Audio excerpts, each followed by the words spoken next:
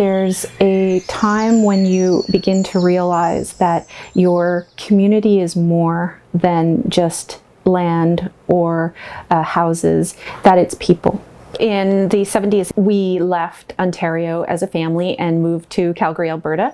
And I think that that was a really brave spot for my parents to move from their community and move out west. And for me, growing up, it was wonderful. We, of course, have mountains and big sky, and it was a very fundamental change in the way that my family was able to grow and to establish itself. I was never made aware that I had Mohawk ancestry.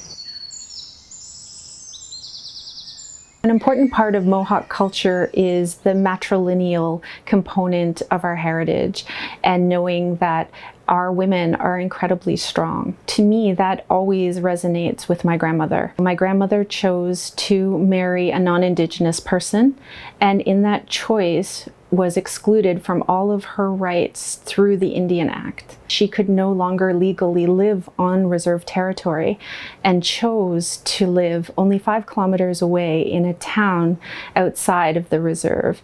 And to me, this showed a great deal of resiliency to raise a family so very close to somewhere that she had been taken out of due to a law. And to me, that shows the resiliency and the power of the Mohawk women. So a very important part of my heritage as a First Nations person is powwow. I want to make sure everyone takes the opportunity to visit and to understand that powwows are an invitation to explore and celebrate First Nations culture.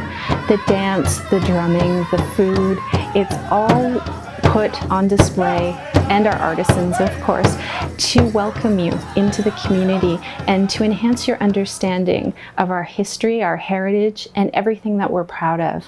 So I'm really happy that I'm reflecting on a year in Coast Guard this May, and understanding that I chose to come to Coast Guard because the mandate called to me, and I understood from the research that I did and the people that I met that reconciliation was a top priority for this department. It's something that I'm really cognizant of, because having spent a great deal of my career doing enforcement, I think it is important that we branch out on our journey and that we start to think about what it is to work in positive spaces as well. As an Indigenous person, it's important that we look at how our departments work with Indigenous partners. Our First Nations, Métis, and Inuit partners across Canada are really quintessential to the work that Coast Guard does. And I find that incredibly motivating. It's something that I want to be part of, and it's something that I'd like to share with everyone that's on my team and within the agency as well. One of the reasons why I wanted very much to do Journey with me is because I know that reconciliation is frightening and it's overwhelming.